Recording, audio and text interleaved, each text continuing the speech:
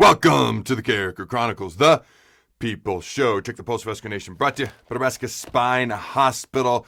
Last week, I put out a show and I talked about the Rutgers game, the second half of the Rutgers game, and could that potentially be what the Huskers look like in the future going forward, okay? So if you missed that show, go back and check it out. But if the Huskers are going to be able to put up 500, 600 yards of offense, if they're actually going to be able to score some points in the future, if we actually hope that that's what the Huskers are going to look like going forward in the future, other than executing the little things and getting proper snaps and not killing ourselves with penalties and turnovers, which I've talked about ad nauseum, how do they actually get there? What's the biggest thing on offense, specifically, that they need to improve on going forward to actually be able to have that kind of production going forward and actually get more points as well as yardage, things of that nature?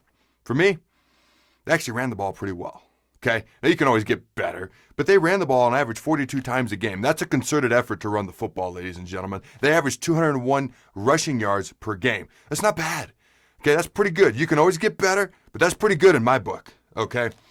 We got to get more dynamic in the passing game. The biggest thing the Huskers need to improve on is we got to get more dynamic in the passing game. Only 6 programs, okay, out of 128 had a worse explosive rating than Nebraska. Now, we completed 68% of our passes last year, and I mentioned some of these stats in previous shows. 68%, that's not bad, okay? All right, we only averaged 190 passing yards a game. You got to get more than that, okay? We averaged just over 6 yards per pass attempt. You got to get more than that. We had 5 touchdowns and 9 interceptions. Obviously, not a phenomenal ratio. You look at a guy like Wan'Dale Robinson, who's probably our most dynamic and versatile player that we have on offense. He didn't score his first touchdown of the year until the last game against Rutgers. Okay, 87 touches he had before he got his first touchdown of the season. He got 2 in the Rutgers game, so he had 97 total touches throughout the season and only 2 total touchdowns. Now, how do we get that to change? How do we spread the field? How do we become more dynamic? Well, it starts by receivers getting open. It starts by receivers spreading the field. I look at a guy like Xavier Betts. He showed a little bit of what he could do last year. That guy has some talent and ability, okay? Hopefully he develops, improves, and he could be a guy that could stretch the field for us. Omar Manning, I don't know if he's real or not. I'm starting to wonder if Scott Frost just made him up, like to scare opposing defenses. I'm kidding. I know he's real. Bad joke. I'm hoping he's a guy that can help make a difference next year.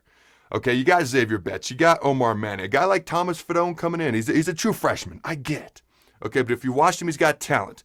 Maybe you can do some things here and there with him, if nothing else, his true freshman season. I'm curious about a guy like Logan Smothers, because obviously it's not just the receivers or the tight ends. It's the entire offense is connected.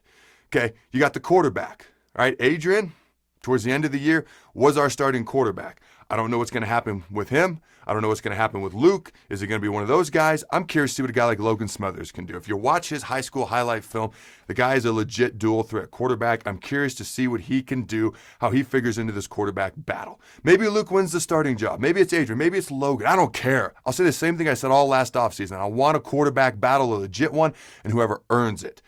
Now, let's say Luke doesn't win it. He's a freak athlete, ladies and gentlemen.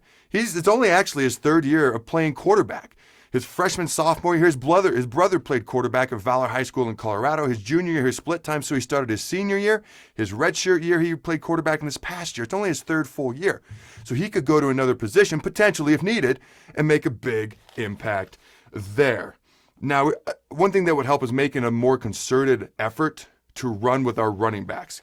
Because it was kind of, where's Waldo, where's Wan'Dale? Wherever Wan'Dale was, that's where the ball was going. Well, when he was in the backfield a lot, and I know Dedrick Mills was beat up a little bit last year, but when he's in the backfield, it was kind of obvious where the ball was going sometimes. Okay, of our 15 rushing touchdowns last year, 10 of them went to quarterbacks. 10 of them.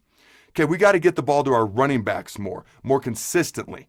Okay, and that allows Wan'Dale to be out as a wide receiver. Now you got to worry about the running back, you got to worry about the quarterback, you got to worry about Wan'Dale. Maybe Xavier Betts steps up, maybe somebody else steps up. Thomas, whoever, I don't care. Now you got more issues you got to worry about as a defense rather than, hey, let's focus on 1 or 2 guys. Let's crowd the line of scrimmage until they beat us deep. Okay, the offensive line. You know, a lot of young guys. You look at a guy like Ethan Piper, Bryce Benhart, got a lot of starting time playing experience last year. Turner Corcoran looked good. Okay, giving the quarterback time to throw is what I'm saying. At times, the O-line struggled last year. Okay, they only gave up 13 sacks, but it was also only 8 games. Okay, sometimes the quarterbacks missed open receivers. It's all connected.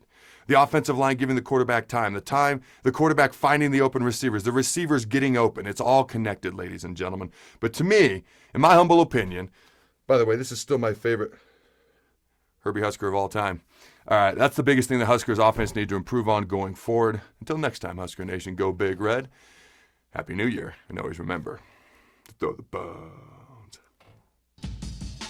Thanks again to our sponsor, Nebraska Spine Hospital. Ladies and gentlemen, when it's your spine, you do not want to mess around, and experience matters. That's why you can trust the experts at Nebraska Spine Hospital, the region's only spine-specific hospital. They are the best at what they do.